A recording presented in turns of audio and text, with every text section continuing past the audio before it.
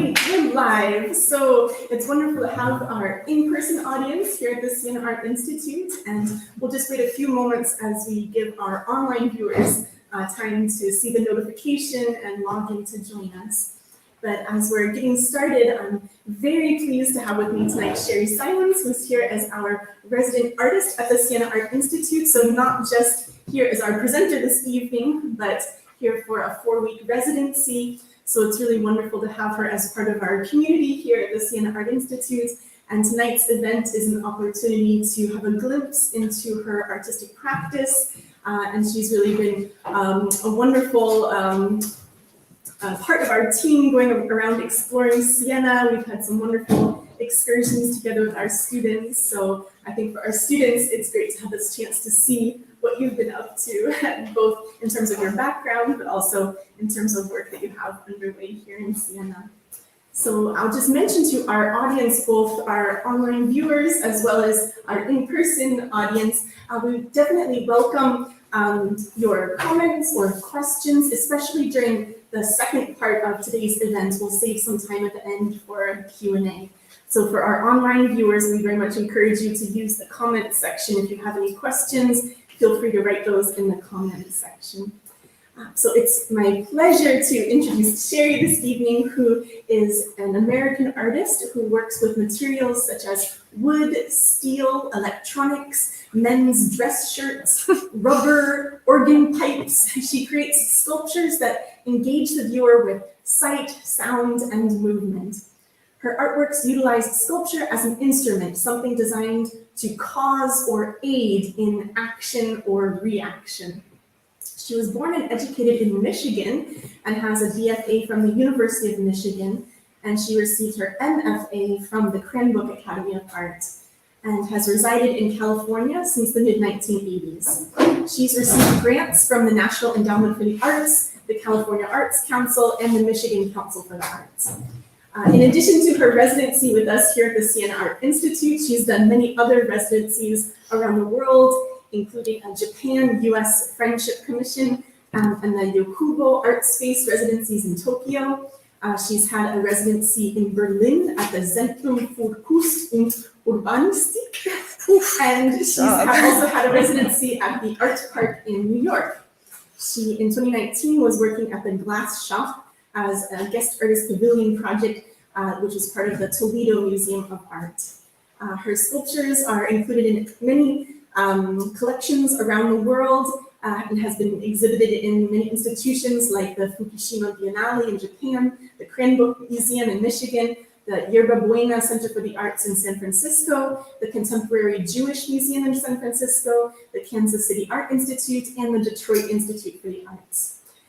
So I'll just mention again, as we have some more online viewers joining us, as well as our in-person audience here, we definitely welcome your comments or questions. So for our online viewers, feel free to use the comment section if you have any questions during the presentation, and we'll save some time at the end of our talk to have a Q&A. So without further ado, I'll turn the mic over to Sheri. Thank you so much, Lisa. Gosh, I'm getting a little verklempt from that. All that. That was really a nice introduction. I appreciate it. And welcome to everybody. It's really nice to see you. And thank you so much for being here, and also for everyone online for tuning in. And here, the Siena Art Institute is an incredible place. Amazing people, amazing students. And I know those are a lot of superlatives, but it's really been phenomenal, and a great place to feel productive, which I do. So, avanti.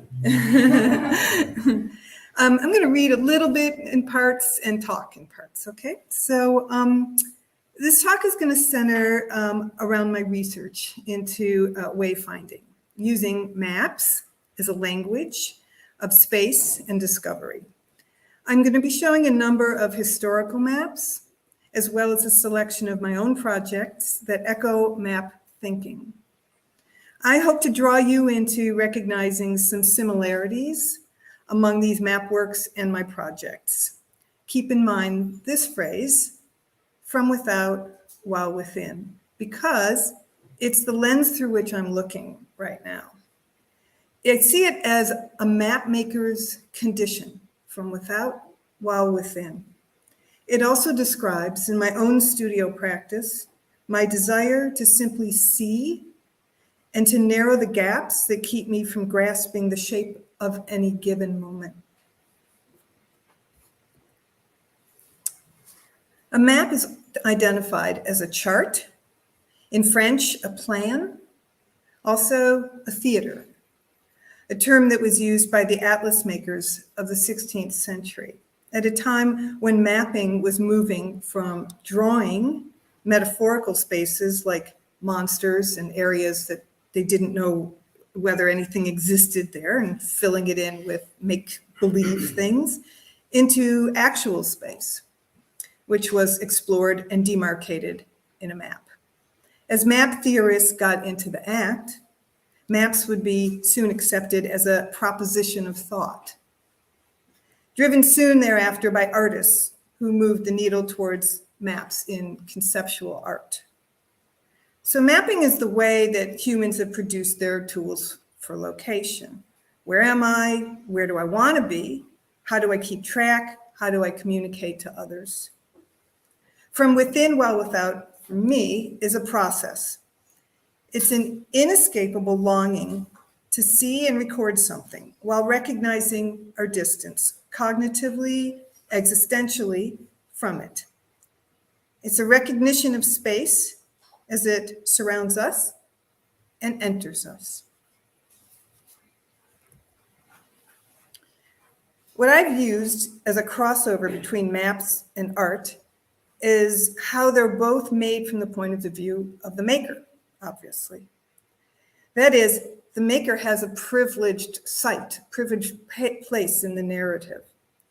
So when you narrate a place or a map or a piece of art, it's inclusive and exclusive in what's proposed. The expanse of the stage, the direction of the journey, the direction the journey will take. So the map is a script that proposes discovery, but the user will create the outcomes through their personal wayfinding. As users, we may look at the map as a place, but outside of ourselves. But the map is made within us at the very same time that we are outside of it. It's like theater. We project ourselves to the stage as the actors project to us. We co-create a narrative with the map's instructions. And I want to explore this doubleness of within and without as a theme in my work in Siena, and to realize the connections to it in my past work. So I'm kind of asking Siena to help me sort it all out. I'm working on making some object maps. I brought some with me too, and I'll hold them up to the screen for the online people at the end if we feel like it. So I'm working on making object maps, these like wayfinding tools that can be transported by the user as this kind of onboard tool that you take with you to find your way. I'm going to be constructing objects for wayfinding that are transportable inquiries about places in Siena, some visible, some not, some personal to the object holder, and some I still don't know yet. A lot I don't know yet. So this map, I've recently learned about this map, and I'm just totally in love with it. This is called a ribbon map. This particular one is from 1866, and it shows the Mississippi River from its delta to its source. It's a distance of 2,600 miles, and it's shown as a strip. And you can see how convenient it is because it all rolls up into this little scroll. And you only have to look at the part of the map that you're navigating. So it's pretty brilliant. Earlier maps in this format even come from like the 13th century, and they were called strip maps. And you can find all this easily online. I really recommend this one website, David Rumsey Map Collection. It's phenomenal. You can type in any kind of map that you want to find, davidrumsey.com. And you can see how portable and convenient this method of scrolling would be. But as I said, it necessitated traveling in a straight line or straightening out your destination, which is really not good in Siena okay? But I'm going to do this anyways. So what I like about it is it routes you, but it's going to control you. It's going to choreograph you. You're going to go in a straight line. So I see choreographing the viewer as an early trait in my own work, years before my work with mapping. And some of you are probably familiar with these Polynesian stick charts. They're really fabulous, and they were commonly used. They were invented and used by the Marshallese Islanders, and they were all over the place until the Spanish invaded in the 1600s and then didn't understand what they were looking at. The Marshallese were the first to actually map like things like the swells of the ocean, the actions of the ocean. And so here you see these coconut fronds that are curved, that would be a wave, and the intersections are marked with a shell or a rock. And I look at this as an object map, a wayfinding object map. They were not taken on voyages, which is kind of interesting. The person who made the map had to narrate the map to the sailor, and the sailor wouldn't take the map. The sailor had to kind of keep this image in their mind. And some of them were very large. There were some little ones that ended up making it onto some ships. So another portable wayfinding map is something of this sort. And as for form, while I'm here, or the method of carrying the maps while I'm here, my object maps I'm working on here, I want them to be really about necessity, like something you need, a function of something you need. And so I'm making these things that are pocket-sized, portable, and very personal. And I've found some spaces around Siena that, for me, are very quiet. And those are the ones I'm really drawn to, because there's so much fresco work here. You can't have a quiet second, visually. So I somehow have gotten drawn into these really quiet little fountain areas, or like I love the electrical everywhere on the building. So I'll be at the Duomo and I'm looking up and taking a picture of the electrical kind of thing. They're gorgeous. And I'm going to take those and I'm going to lay them down and use those as a map. So I'm just to see what happens. I mean, that's how I work. I love that a map's called a plan, but sometimes I don't have a plan. In 2006, I was in Japan, and I accidentally fell into these conversations with people, long conversations where they were explaining a word or explaining how to get somewhere. I love this, how you can always see in a map, like a hand-drawn map, like, and that's where somebody's going. It's right here, and then I was collecting these little scraps of found maps everywhere, and I'd find them and have people explain them and stuff. It wasn't at all what my proposal was in terms of what I was doing in Japan. I was there to research portable sculpture, enormous portable sculpture called omikoshi. And but these really captured me. And then what I wanted to do is take them back to the studio and use them like a blueprint and build them. So that so these found directions, these directions that someone else gave to me by accident, became something that I wanted to build. So I collected them, and it revealed to me how written and spoken language, like so many other things, is a diagrammatic thing that is anchored in space, that language is anchored in space. So I wondered, what if there was no anchor? What if the map would be just a proposition, such as mapping a mind state? What would the viewer do with a map that gave no instructions, except move from point A to point B, removing the rewards of arrival and departure? In this map, I've given the user very limited options. They can do nothing, or they can move the little slider from one sphere to the other with no plan, no volition. It's a perpetual nowhere map. A titleless map with no information. It's a map of my father's dementia. Did you want to come in? Do we want to bring some more chairs or anything? You sure? Okay. I can't say I'll be quick. Okay. So then in about 2015, I went to Berlin with my husband, And I had a 5-month residency there at you said it so well, ZKU, I'll say. And I started to use these map-sized maps, they were like this big. And I made a map that only had the river, the Spree River on it and nothing else. And I wanted to take it out into the city and to understand where I was, but to understand the people that lived there. And I gave them a prompt, like, I lost this here, something like that. And they would draw it where they thought it was, or they lost it. And they only had the river to guide them, no neighborhood names and no neighborhood boundaries. And those are all such artificial things where we name parts of the city. We need that in order to navigate, but could I make a democratic map that was completely made by the people of the city? And then I realized that,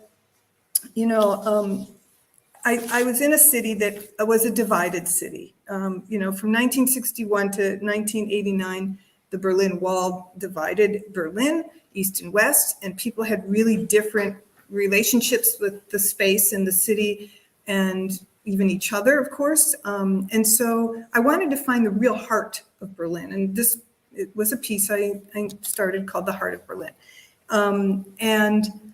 So here's how I did it. So I just went to the city with just the squares, not the Spree, nothing else, just a blank map with just the squares. And you can see all these little graphical drawings, and those are made by the people that I spoke with. I talked to about 22 people over the course of several weeks. I would come and go some days. I bought a bicycle, and I had just the map and some pens. And I just decided, well, I'm going to start at the Brandenburg Gate, this project. And I start with Stefan, the bike jockey. And you can see I numbered each one. This Stefan was number 1. Here's his name. Here's the date I spoke with him. Here's a recap of the conversation. And here's where he's going to send me. So I would ask someone, like, where's the heart of Berlin for you? And Stefan told me that for him, East Berliners used to use Alexanderplatz as a central meeting place, and the West Berliners used, I'm going to say zoological garden, because I can't say zoologischer, I can't say that, because his mom was born in East Berlin. He has an affinity with Alexanderplatz, and he draws the world clock, because that's where he always met his buddies. And the world clock was the first drawing on that whole map. So everybody had this one thing to kind of work off, which was this random person, Stefan's bike, the bike jockey's Alexanderplatz. Okay, so then I have to get on the bike and I ride about 2 miles to Alexanderplatz. And there I meet Sabina. And Sabina is another bike jockey. I was really kind of shy at first, so I just gravitated to bike jockeys. And so she sends me to Monjibou Gardens. And Monjibou Gardens is just, I'd never been to any of these new places that these people are they're giving me a tour of Berlin, really, and they're drawing on the map. And so the map is getting populated by people who live in Berlin. And I would go home and I would guess who I met today, and a new friend. And Monjibou Gardens, I go there and there's a picnic going on and I'm hanging out looking for the right, person to ask. And turns out there's a whole bunch of guys and they're all graffiti artists. And so they're like fighting over who's going to draw something on the map, and they like go crazy. And then they offer me a beer, so we're drinking and we're hanging, and then it starts raining. They want to come over, and like it was just an amazing place to like dive into the city. It was fantastic. I really loved it. And another day, another place. I end up here in front of. Where am I? I'm in front of the Schloss Bellevue, which is where Angela Merkel's residence was. And I thought, okay, I'm feeling brave. I'm going to ask these cops, where's the heart of Berlin? And they don't even, I go, well, who are you guarding in there? They go, I don't know, it might be someone from Iceland or something. And I'm going, okay, you want to draw? Yeah, we'll draw, So they were so nice, and they sent me to Kopernik neighborhood, and that's where I found a good place to get my hair cut. So, it kind of went on and on like this. And their main thing was like, well, I don't know how to draw. Not like, well, we got to guard Angela. It wasn't like that.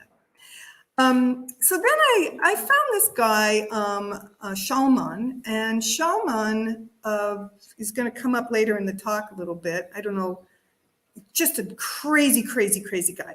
And he really understood the project, and he said, you have to go to Rosenthaler 39. And I go, why? I'm not going to tell you, just go find it. And I go, and it's hard to find, and you have to go through this really like hip neighborhood, and then a funky neighborhood, and then there's this little tiny door.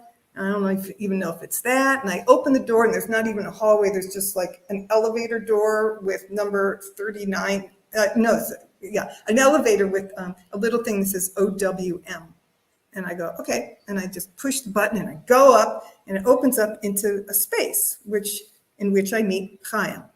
And what this place is kind of amazing. What it is in 1936, Otto Weidt, W-E-I-D-T, was losing his eyesight, and he lived in Berlin.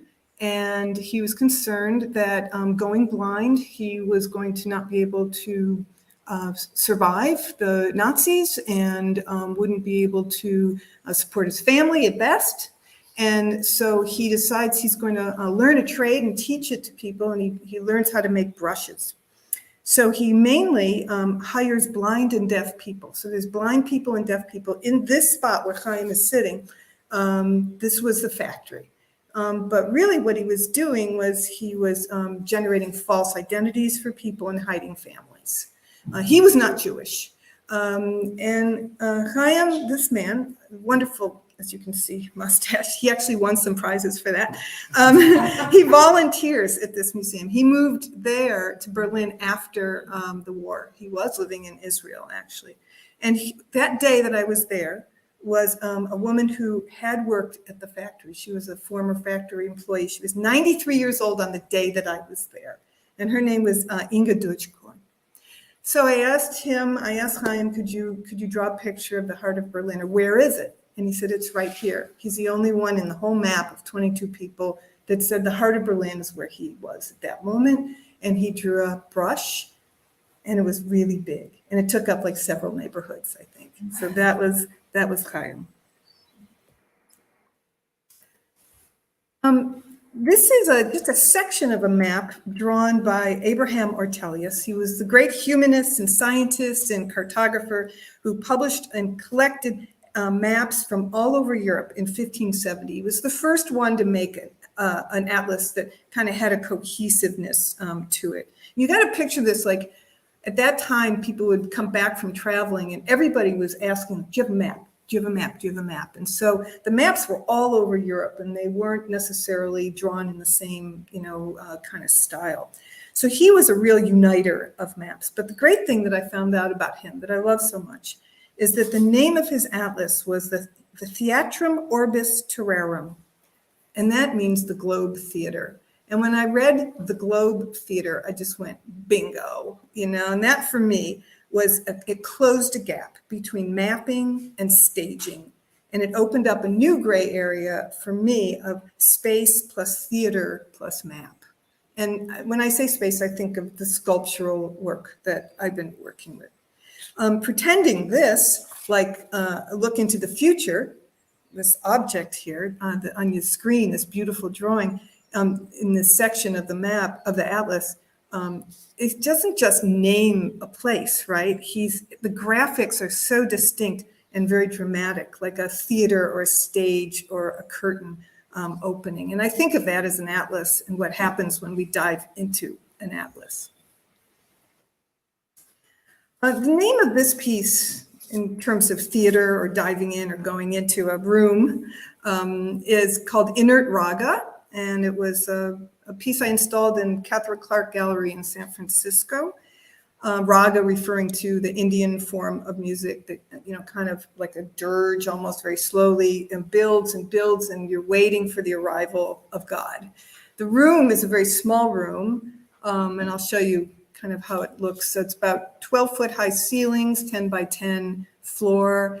I padded the room. And there's speakers, these little square things right over there. That's like a little speaker. There are a bunch of them embedded at different heights in the wall so that people, it would choreograph people who came into the room and would hear this embedded muffled sound to climb these little stairs or like, kind of hang out here. And you'll see like there's Catherine Clark and she's got her arm resting on the provided shelf so she can listen. Those feet sticking out belong to one of the gallery workers, Nathan, and that is a bed that's in the room. And when you lay in the bed, there can be one sound coming in this way, one the other way. But what you don't really realize is there's someone just listening on the other side of this padded wall, also with their head to the wall as well. The television is above the bed, and it's tuned to 2 stations, but neither of them actually are clear. And it's a local San Francisco area. I found out that people would go here and nap at lunchtime, which I thought was a really good thing, I mean, and one of the things is I found cotton I was hunting for white cotton that had an old smell to it, like the really good bed smell that makes you fall asleep. So I had people like bringing me cotton sheets from all over the place. Is this one? I go, no, that's not it, So anyway, there's a lot of cotton sheets there, believe me. And the sound is, the raga is, the way I built it was almost like a musical composition, and I took sound effects from BBC, old kind of sound effects that they used to do it, that's how they did it in radio and stuff. And but I scripted it so that it would feel like something was about to happen, but it didn't happen, like a snare drum, but you didn't get there, or dog barking, going away, swimming, breathing, a lung machine. So that it had a kind of rhythm and a pace. And I think that's what kind of helped people to, fall asleep in there. But the from without while within, I think was happening in this piece, even though I didn't have that process in mind, where you're on the outside of one wall, but you're listening in and through to another and choreographing someone in space as they're moving through. There's a latex swing. You could sit either way depending on how that bump on the swing wants to hit you. And I use that as a way to come close to the sound and far away. And so here's Nathan. That's the whole Nathan, and he's listening to the speaker in front of him while Catherine is up on the stairs against the wall. And so this was this kind of quiet staging that people could, kind of initiate on their own. Before I start a piece, I usually make several models. This is a piece that, a model for a piece that went into production about 2 years ago, I think. But I love models because they shrink the viewer, because we go into it in a way that if we're in the real space, we don't always grasp something. So this is the piece as made. It is called After All. And it was installed at the San Francisco Contemporary Jewish Museum. And I want to say something right here, like pretty much all of my pieces that I've made that involve sound or movement or whatever, my brother Mitch he understands what I'm doing so well. And he has always been the problem solver with me. He's brilliant. I mean, he does electrical, he does lighting, he does all kinds of stuff, but he never takes over.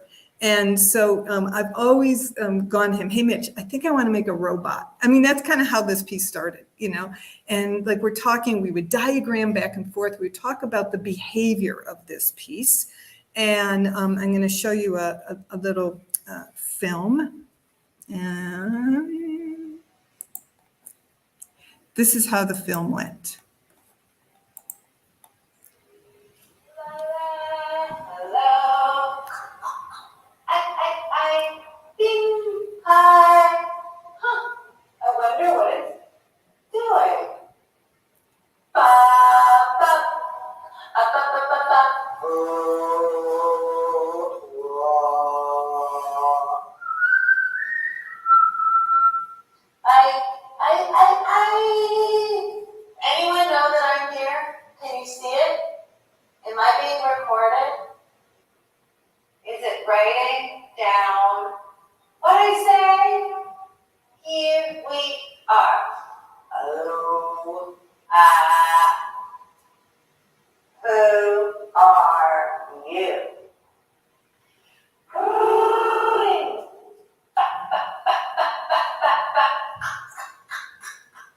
And there we are.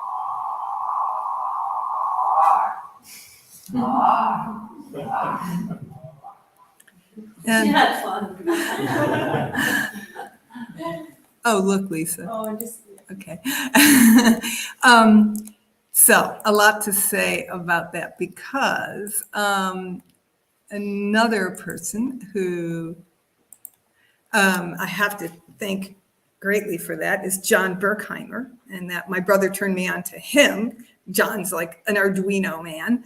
And then Dan Michelson, a student of mine, he worked, poor thing, in my studio during that whole semester. So I've always done group efforts on these things. I don't take complete credit for it. But if you ever want to really freak out a museum, tell them that you want to every month come with black dust and coat a drum that's going to revolve and probably drop a whole bunch of it on the floor. And also you're going to have something that goes back and forth, but it dips into water first and then drags the water across the drum. But what I was thinking here was it started with this poem, a Bantu poem, and it goes like this. Is there anybody at the shore? A crab has caught me by the toe. And that's the whole poem. And it's like, is anyone out there? You know, I mean, why did I have this long cone? It's not a speaker, but it distances the speaker, the person speaking, from the record of the person speaking. But in the end, it kind of is all wiped away, or you could say it's democratic again, possibly. So next piece. This is how I started a piece. It's called Smudge. And you'll see, again, it ends up being quite different from what the drawing is. Now, this piece was shown at the Yerba Buena Center for the Arts in San Francisco. And it moves back and forth, and I have a little film of this too. And what I did was I wanted to hear the sound of the actual sound of this thing rolling. The arm moves it this way while the whole donut rolls. And I wanted to hear the native sound of it, but I wanted another expression of that stress that the wood was under. And Aaron Cuthbertson, who was a student in my studio at that point, we were talking about electronics and this really funky book written by somebody, Mims, I can't remember. And he said, you know, you can do this thing, you can make a circuit with graphite. And we started to play around with a comparative circuit and built circuits that were connected to strain gauges. And so a strain gauge can reflect through sound, through impulse, through electronics, the degree to which something is actually bending under stress and not under stress. They use them on bridges, you know, to understand if the bridge is deflecting too much or not enough. And again, Mitch and his son Nick, my nephew, got busy on soldering all these strain gauges to circuits. The way I researched some of the circuit stuff was went to Arizona and met with Fender amplifier guy, Shane Bankhead, who he's like an amplifier genius. And I said, I want the sound of like monkeys screaming. Oh, you want monkey screaming? Well, you need this resistor and you need this and this. It's like all electronic. You can do everything with electronics. So I'm going to show you a little bit of this.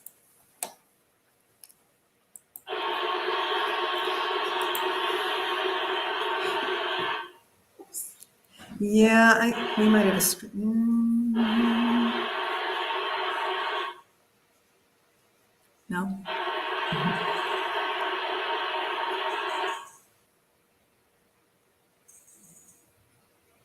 you can also direct people to your website, but you can see. Yeah, if you don't mind. So what you're hearing is you're sort of hearing it breathe.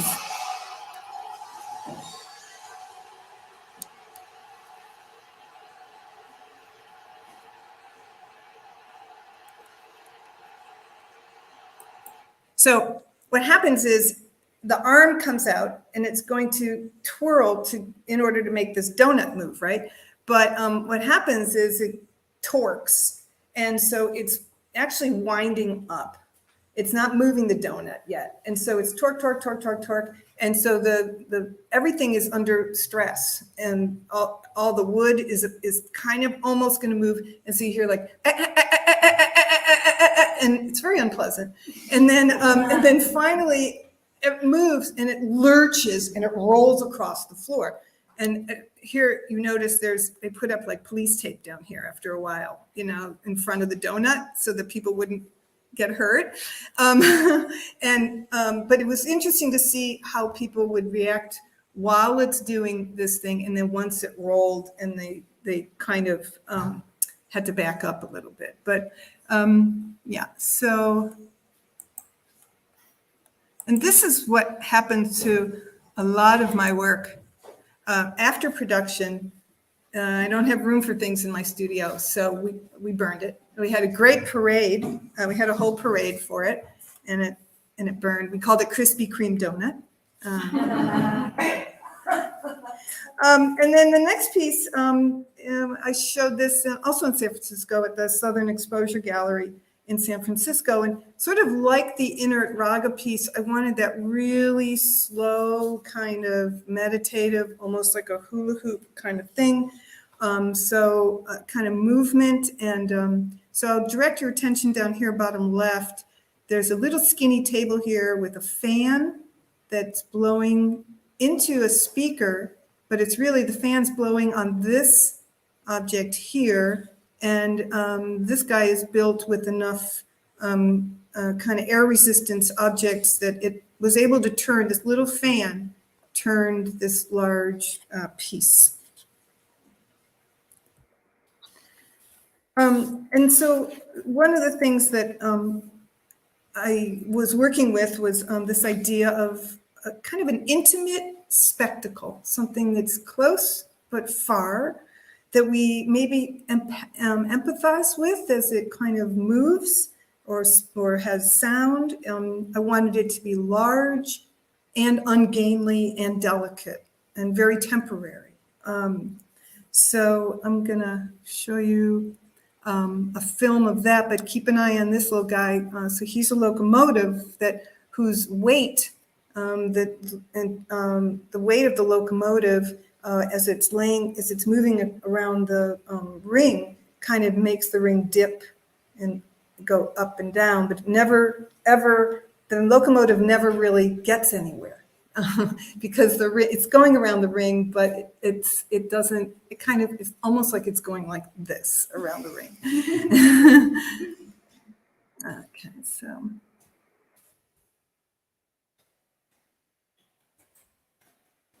I'll just show you a little bit of that. Oh, wait, and I should tell you, sorry.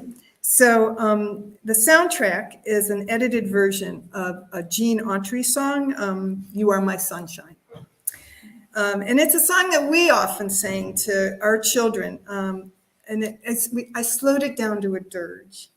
And this piece was built when my kids were quickly becoming independent, and the balance between letting go and holding on was both distressing and heartening. And so it's this song, you told me once, dear, you really loved me. If you leave me and love another, you'll be sorry all your days, and it's like, it's that kind of, you are my sunshine, don't ever leave me kind of thing. But meanwhile, I was building it in the studio, in a 1-car garage or 2-car garage studio. And sometimes the kids would come in and I go, don't stand there, you're going to break it, and like there was no room for anybody to kind of move around or anything. So anyway, so this is my homage to my darling children.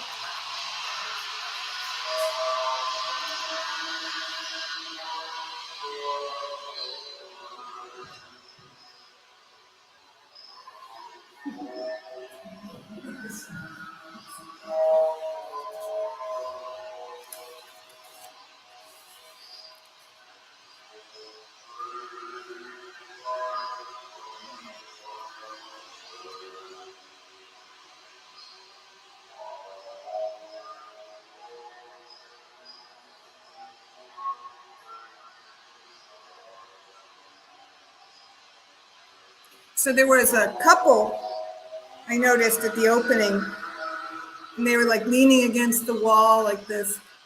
And then they started making out. And I went, that's such a compliment, you know, sleeping, making out, you know, I mean, that's good. All right, so I'm going to show you a little of the train, so then we'll keep going.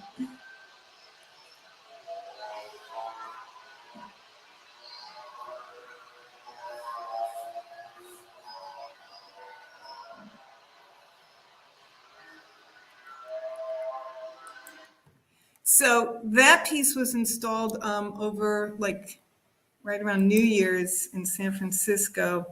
And it was my husband, Paul, who's sitting back in the corner over there, and two friends, Pat and Susan, Pat Colentine and Susan Larson, and we spent a week putting it up. In fact, there was a whole nother piece that we put up and it took forever, and I didn't like it with that. So we took it down. So just those two. So got to stay really flexible, right, guys? Okay, so do I have time for a little more? 42 minutes right now. Okay, is it okay? Yeah. Okay, so this is, I just want to show a piece that was a tour that I gave in Berlin. And when I was there in 2015, there was an organization of artists that accepted proposals for artist-led tours of the city. And so you would put your little proposal out in a brochure and people would sign up. And I was amazed, like 8 people signed up for this tour. And I wasn't going to be, you know, kind of piece of cake. So these people, we met at a certain place. I had these little white helmets, the sound helmets, all made for them. I said, we're going to put these on. We're going to ride our bikes to the Grunewald Forest. We're going to listen to the forest. We did some listening exercises. And then I asked that they use their bodies in any way they could to imitate the sound of the forest. And we were going to carry the sound of the forest through there to the highest place in Berlin, which is called the Teufelsberg, or Devil's Mountain. It's a listening station. And I'll show you how that went. So they memorized, we all memorized, and we moved the sound through the forest. And this is Teufelsberg. And basically the Allies set up a listening station after World War II in West Berlin. And I could talk about that, but I won't. And then we released the chorale, into the building in different places. This is the highest point in Berlin. It's got incredible acoustics. And then we came back through the forest, and we went back to the forest and released the sound into the Spree River. And so then the Spree River carried the sound back through Berlin.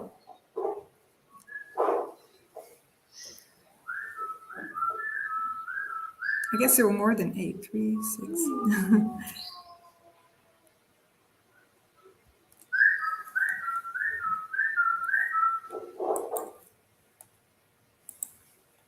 Oops, sorry. So I'm just going to show you a couple things that I'm working on now, and then is it okay? Okay. Okay. So at this point, what I've been working on is these drawings.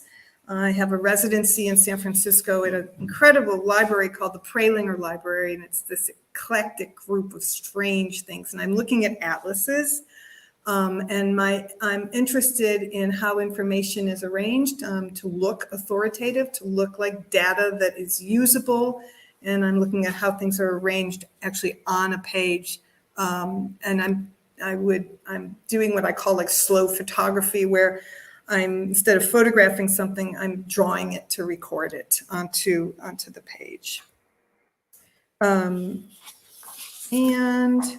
so I'm making this kind of artificial atlas of something, but I don't know what it is yet. I'm trying to combine plan and aerial and elevation views. I build them not without thinking too hard. I build them like soundtracks, and I think of them as scores. maybe playing in rooms or on stages, permeating a sound into a drawing, and kind of detached to, I try not to arrive too soon at something. I'll skip that. And then this is a recent, my kind of small scale model. This is the last piece I'll show. And I look at it as a wayfinding object because it's about this big, which is small for me. And it comes about from a descriptive narrative about a city afloat and now run aground. It's an object map for me that traces its origins to story and diagrams. And I think of the map as the traveler and the map. And lastly, this is the Clement Bayard. I end all my lectures with this. Built in 1908. I wish I had built this. It probably best illustrates my thinking along the lines of from without while within, a search for perspective while immersed in arrival. And I'd like to remind you of the Bantu poem, Is There Someone at the Shore? A crab has caught my toe. And I want to thank everybody for being here, for inviting me here, Sart. I really appreciate it. And thank you, Paul Wellen, my most intrepid companion. Thank you so much for being here. Thank you, online people. Appreciate it.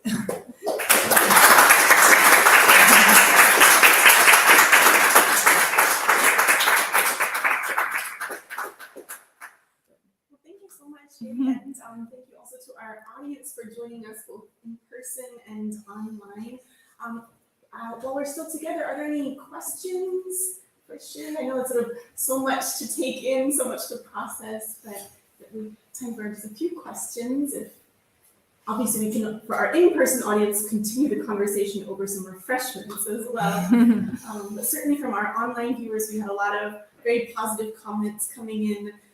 For example, we have Franca Marini, who's on our faculty here, who says, thanks for your presentation, very involving and interesting artworks, brava. And also a comment from Lily Rhodes, who's saying your combination of the visual, auditory, and engineering is wonderful. And that perhaps this brings to mind Edward Tufte. Oh yeah, Tufte, yeah. I'm ripping him off big time on some of my drawings, yeah. Some of your artwork is pretty large. How did you move it around? I make it in chunks. Yeah. So I kind of make it, but know where I'm going to split it apart. I had a studio at one point. I had to borrow a place to make that donut. It was 40,000 square foot studio. And we never got to the end of the studio. Like we were riding bikes in it. We were playing tennis. People would come and go, let's make a farmer's market here, you know? So I have to find big spaces to make it. And I have a pretty nice studio, I have to say. Yeah. Yes, question in the back? Yes. I'm greatly impressed by these very, very interesting, intricate things that you make. Really beautiful. Thank you. Very, very motivating. But I did not really understand why you care so much for the noise. Oh. Could you say something more why you want to mix? Right. The question was, what about the noise? Why do I care about the noise? And I love that you called it noise and not music. Because noise is basically, it's kind of like how dirt is displaced matter. You know, noise is something that we just don't know what to, it's not melodic, and so we call it noise. Doesn't repeat, we call it noise. Well, some of the reason I like it is the way it makes the thing alive. And I think I like the aliveness of the object, maybe because I'm desperate for empathy. Like I feel that a person empathizes more with the object when it voices. And I do look at it as the object's voice. That's what I try to go for. So it's not always pleasant, but it's what it's saying. Just a question from an online viewer, Asa Mittman, who was asking, first said, wonderful as always. Hi, Asa. Also asking, what is the source of the story you mentioned as the source for the last piece? I wrote it. I just, it's actually the source of this narrative about a city afloat that is kind of always having to build in order to stay afloat and be alive. I look at it really like what we're doing now with climate change, that we're doing constant like repair and, oh, it's okay, we're just gonna like build our buildings a little higher now. So that's, yeah. Great. Well, Ace is asking if you can send that to them just as Aw, sure, Ace. inspiration. Actually, another online comment from Ginge Lackey, who's joining us on Facebook, saying it's delightful. These created 3D drawings in my mind, and I'll use them as maps for my movements in the next days. Thank you for the inspiration. Thanks, So, Ginge. Question here. I'm just fascinated by the fact that you burned them. It seems that they're so articulate and so present and doing so many things. Yeah. And, they're trying to made me think about the signifier and the meaning and the mark making. And then you burn them. I think that's fantastic. Yeah, nothing lasts forever. So it's like the impermanence of humanity looking for meaning. And it goes. Yeah, and why should I take up space? The thing happened, and I have pictures, and that, the train piece actually lives at a friend's house in Chico.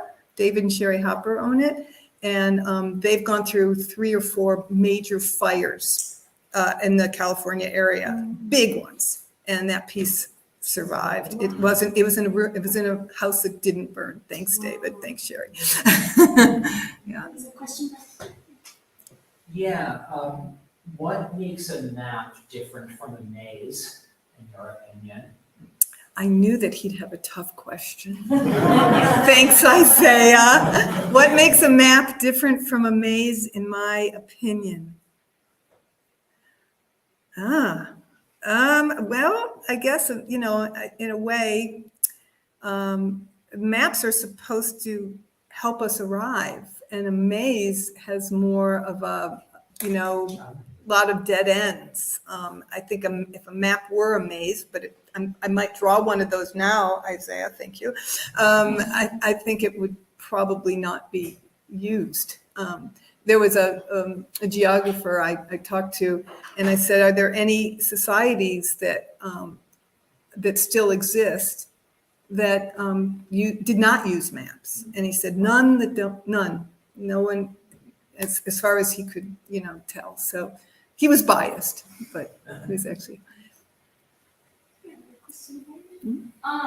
Sorry, I can't really see. But I was so fascinated and loved hearing about your map of the heart of Berlin. Have you done any mapping of Siena, or are you planning to? Well, I'm so glad you asked. So I have, this is something I'm just starting. I'm really fascinated by the water situation here with the Botinis. And so I decided that I would make these little maps that live in test tubes. And I've given them to a couple people. Isaiah has one, and this one is Hanan's.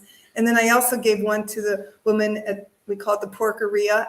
It's the wonderful pork place halfway down. Yeah. And just to see what she'll do with it. And it comes with directions, and it has a little map inside. But it just, sorry, I'm going like that so that the online people can see it, but here it is. And the directions are that you have to keep it in water. That's the only thing I ask, is that you can open it up and you can respond to it, or you can do nothing, or you can, and here it lives in, these are the wine glasses that come in our apartment, and it's just the perfect shape. And so I'm giving people options, and I'm just experimenting on anybody that wants to do a map with me, I should say. Anyone here, I would love to get your information, and I'll work with you on, I need volunteers. And there's just a lot of ways to deal with it, but I like to have it be that the people that get the map steer it, and then they steer it to the next person, and that steers it to the next person. So I'm also working on one more. Let me show you. And this is based on a map that a lot of maps that I saw at the library, the Biblioteca Briganti, that I went on their field trip, the students' field trip. And so I love the way the books would expand and contract. You could unfold a map. And so this is a map of, I'm calling it The Complete Guide to the Western Hemisphere. It's basically all histories are the same. And it's things, there's a lot of blanks. So it says like the interpreter of blank, the learned blank, the scientist blank, the journalist blank, the actor blank, the novelist blank, the painter blank. And it tells like where they went, but they're all blanks, you know.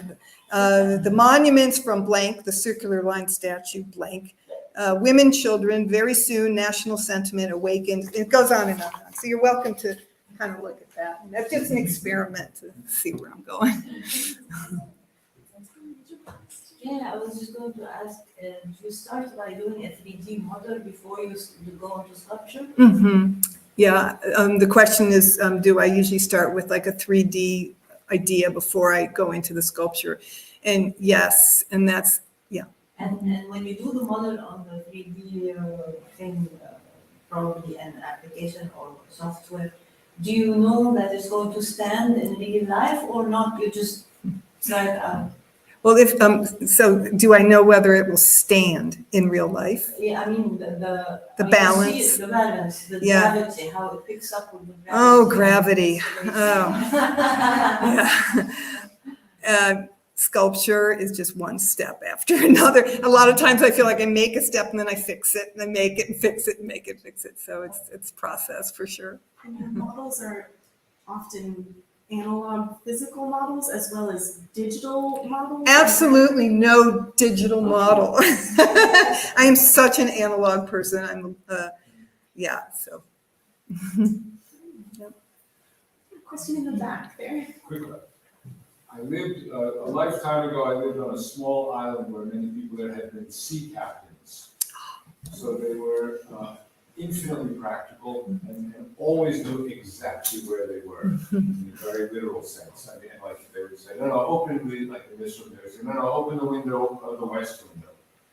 Leaving the room, they knew which wall faced the which room. Right. My question for you, do you feel literally that oriented wherever you are, or are you much more interested in mapping subjective human experience? Oh gosh, so Jeff wants to know, do I literally know where I am, or am I mapping subjective human experience? I'm going to have to say the latter, mostly because I have no sense of direction. And I can tell you, we've been here 2 weeks. And if I say, oh, I know where I am, we turn right here, it's always left. I have no sense of direction.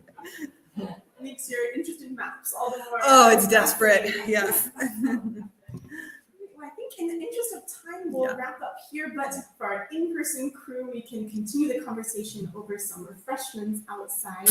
And for our online viewers, thank you all so much for joining us. And do stay tuned. We're going to have a pause next week in our Tuesday talk cycle because we have the national holiday of All Saints Day next Tuesday. But stay tuned because we'll have more events coming up later on. So thank you all so much. And thank you, Sheri. Grazie mille.